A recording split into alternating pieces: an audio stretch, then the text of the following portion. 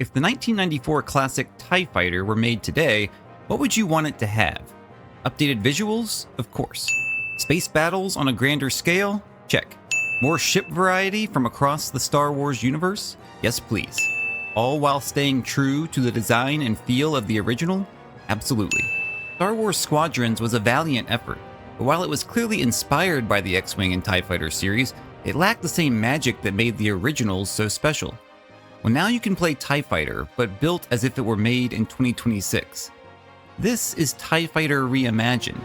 It's not perfect, but it is free. So if you ever wanted a modern remake of TIE Fighter, you have to check this out. Enemy reinforcements jumping in. Another bandit down. Very A little while back, I played TIE Fighter Total Conversion, a fan-made mod for X-Wing Alliance that recreated the original TIE Fighter game as close to one-to-one as possible with updated graphics. You can check out that video here. My quick review? It's awesome. But that's not all the guys over at TFTC have up their sleeves. In addition to this classic mode, they also have what they call TIE Fighter Reimagined, a much more ambitious project.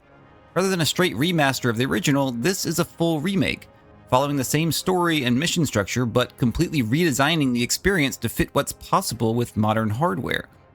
So while the original games couldn't handle more than a couple capital ships and a handful of fighters, now there can be dozens of large ships and whole squadrons of fighters in all-out battles. That gives them a lot more options in mission design, as does being able to jump between different locations. You can have multi-part, multi-area missions where huge flotillas and multiple squadrons face off against each other. The campaign throws in new wrinkles, new ships, and new objectives into each mission, all fully voice-acted. In theory, this sounds awesome, but as I was playing the game, I kept asking myself the question, does all this cool new stuff actually make the game any better? And the answer is, well, complicated. In some ways, it absolutely does, but in others, I'm not so sure. I think it comes down to what exactly you want a remake to be.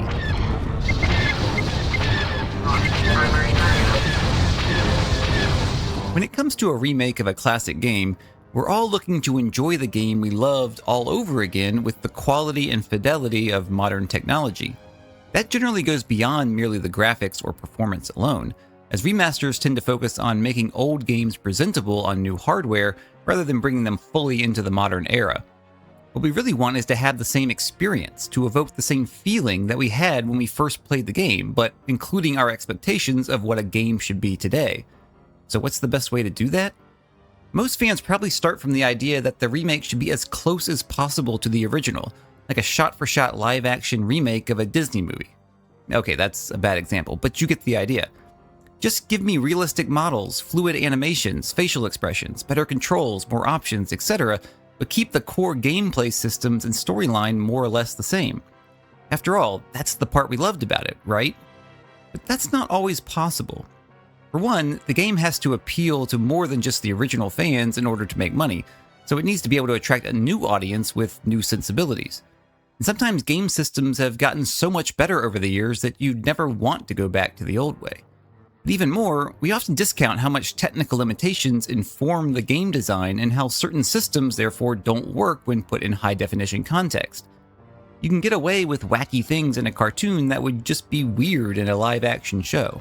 I'm reminded of this scene in Final Fantasy IX, which was a little scandalous at the time, but would be totally impossible in HD in today's environment. Or consider Dark Forces, which I recently played. I'd love a remake, but you couldn't do it without changing the gunplay system, which didn't include the ability to aim freely.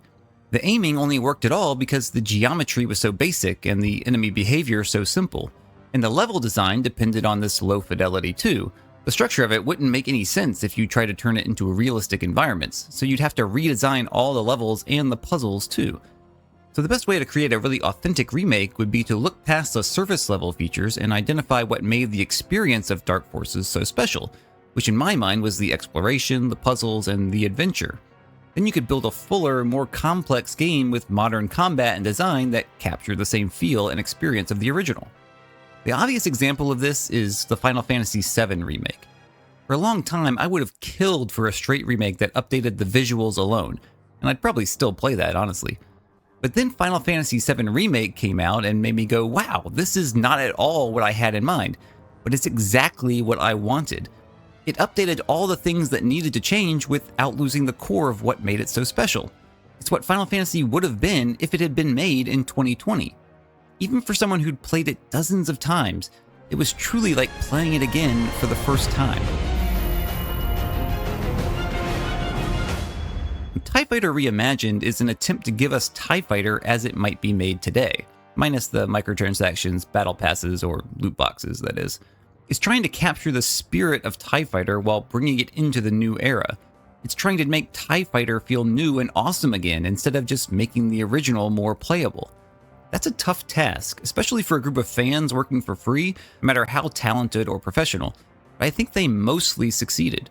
If you love TIE Fighter but you wanted more action, more ships, more missions, more features, more polygons, just more of everything, you'll absolutely love this mod, starting with all the new ships they've added. That was my favorite part by far. I was the special kind of nerd that would read the essential guide to vehicles and vessels before bed at night and draw the ships in my notebook instead of paying attention in class. I read all the novels, and Michael Stackpole's X-Wing series was one of my favorites. Seeing all the different ships, even some of the obscure ones, come to life in high definition is such a thrill. Skimming around the hull of an ISD-2, trading blows with huge Mon Cal cruisers, as various corvettes cut across the space and modified frigates provide support, blowing away skip ray blast boats, V-wings, cloak shapes, prey birds, and more from the depths of Star Wars legends. Gazanti cruisers guard huge convoys and Carracks slice across the battlefield, raining bright fire. Quasar carriers launch waves of starfighters, and interdictors spring traps with their gravity wells. The iconic Super Star Destroyer even makes a surprise appearance. It excites my nerd brain to no end. I know most of these appeared in X-Wing Alliance, but not all of them, and not like this, not in TIE Fighter. It adds some variety to the gameplay too, instead of always facing the same handful of ships.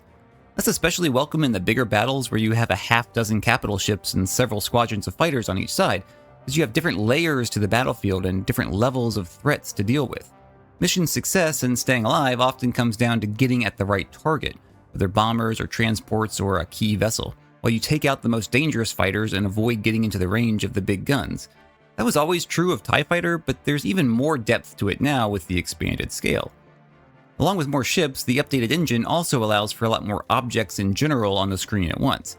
One particular mission takes place in an asteroid field where you can actually fly around and through the asteroids. Filling up the screen with geometry is a staple of modern games, but something that just wasn't possible in 1994. However, I appreciate that it isn't overdone here either, appearing only in a handful of missions and only where appropriate. One of the great things about the original TIE Fighter was that feeling of open space and great distances where everything wasn't all crammed together. Like actual space. So many games want to give you unlimited stuff to look at and navigate, rather than letting you play in a clear field. So it ends up feeling claustrophobic and restrictive, which is not what you typically expect in a space sim. Here it's a good balance, taking advantage of the new possibilities, but not doing it just to do it.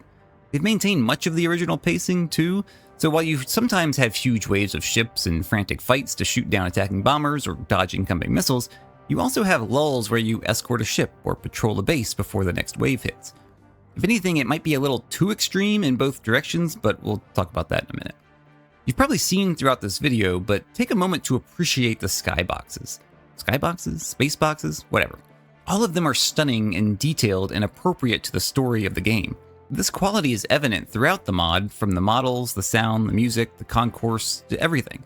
Even the voice acting is generally solid, which is crazy for the number of roles and lines in this game.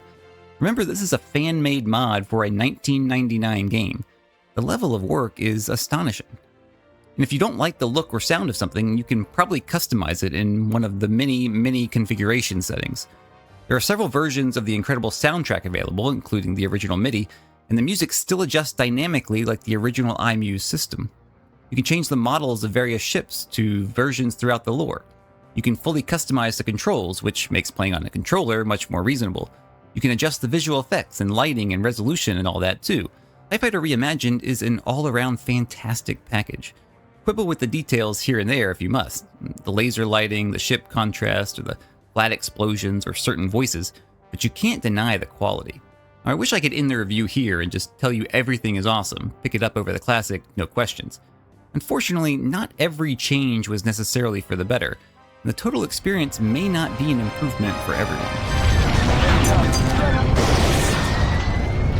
At this point, you may be thinking that we already got a sort of remake of X-Wing and TIE Fighter in Star Wars Squadrons. And yeah, that's true, it was a spiritual successor for sure, if not an outright remake. I'm glad you brought that up though, because it illustrates how a remake can go wrong when it doesn't understand what part of the game needs to be updated and what shouldn't be updated because it was core to the experience. We're talking about the campaign here for what it's worth, not the multiplayer, which is a different story and arguably the selling point of the game, but the illustration is still relevant. At first glance, Squadron has all the trappings of X-Wing and TIE Fighter, with the cockpit-only perspective, the shield, laser, engines, allocation system, the flight controls, the grand scale, and more. It's clearly trying to imitate the classic space sims, and on the surface it does a great job, but it doesn't feel the same at all to play. It looks like TIE Fighter, but it plays kinda like Rogue Squadron, more arcadey than space sim. Lasers that home in, hulls that magically repair, abilities that restore shields, etc. Nothing wrong with that, by the way. Some people may prefer a game like Rogue Squadron, and maybe that's what they were going for. But if you're trying to make an X-Wing and a TIE Fighter game, you've gotten away from what made those games special. It's true we've come a long way in game design in the past 30 years, so TIE Fighter needed a lot of updates in its visuals, its controls, its UI, its length, and more to bring it up to current standards. But the core principles of space sim combat haven't changed that much at all, and it didn't need a major update. Does giving you less control over your power allocation represent an evolution or a design choice, one that doesn't force you to strategize or sacrifice anything? Is making your laser targeting and missile locks much easier to get a modernization or an appeal to more casual players? Is giving you special powers to keep you alive and destroy everything in your path a necessary improvement or a fundamental change in how you play? It all means the game is no longer as tactical, no longer so focused on dogfighting or threat polarization, no longer about freedom in how you complete objectives and more scripted in its battles. That's not an issue of modernization. There were ways to modernize the design while keeping those components. Other space sims still have more tactical, precise gameplay and ship management while adding mechanics like ship modifications, vessel classes, weapon types, and more. That's where the space sim has evolved, not in the core gameplay. I don't think any of that stuff actually makes sense in TIE Fighter, so I'm not saying they should have been added. The one thing you couldn't change was exactly what Squadrons did. So yeah, I can enjoy Squadrons for what it is, but if you want an X-Wing or TIE Fighter remake, these mods are really the only option.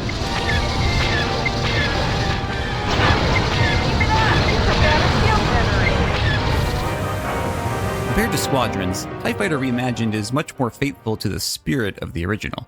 It doesn't change any of the core systems. The biggest change is to the scale of the battles. That may not sound like a huge deal, but it's surprising how big a difference it can make. A single capital ship turns into an armada with cruisers, frigates, and corvettes. A flight of TIEs or X-Wings in the original becomes a squadron of 12 in Reimagined. Some missions have 50 or more fighters on each side. Putting that many allies and enemies on screen demands a different approach from both the player and the game.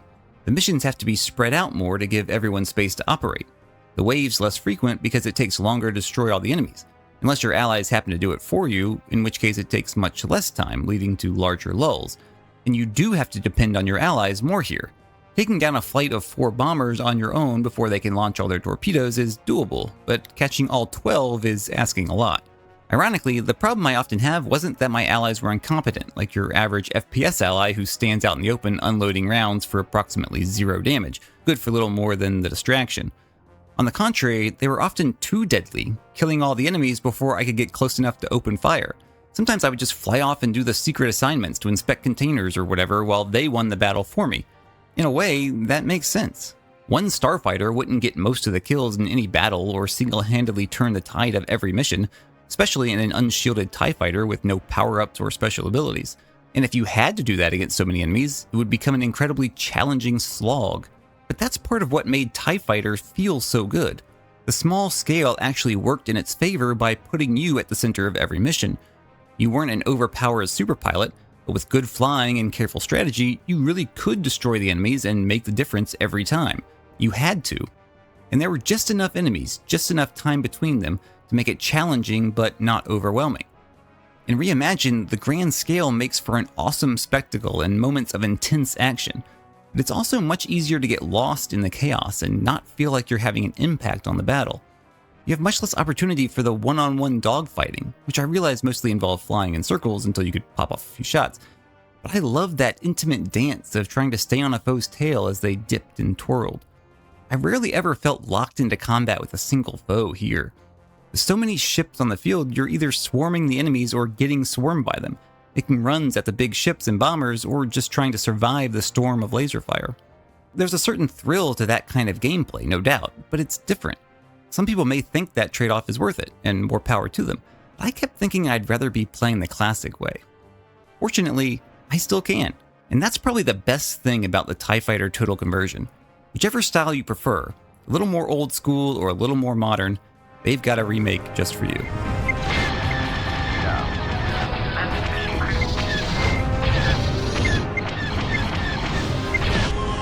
If you want to pick up either the classic or the reimagined version, the link to the download and instructions are in the description below. You'll need a copy of X-Wing Alliance, which you can still pick up on Steam or GOG for under $10.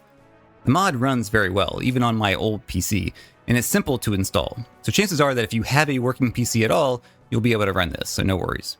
I did occasionally come across a bug where mission events wouldn't trigger, causing a soft lock where you could just fly around forever without completing the mission, and I'd have to restart. It's not a huge deal, but keep it in mind.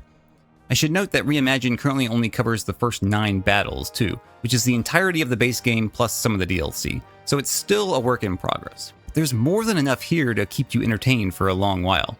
Honestly, it's worth picking it up just to experience TIE Fighter in a whole new way, and for the chance to see, side by side, how different a game can feel with even small changes, and how difficult it can be to bring these old classics into the modern era. It might just change the way you think about remakes, and give you a new appreciation for these classic games. Hey, I'm Dave, thanks for watching. If you enjoyed this video, a like or a subscribe is really appreciated, helps me keep going. And check out this video on another Star Wars classic, Dark Forces. See you next time.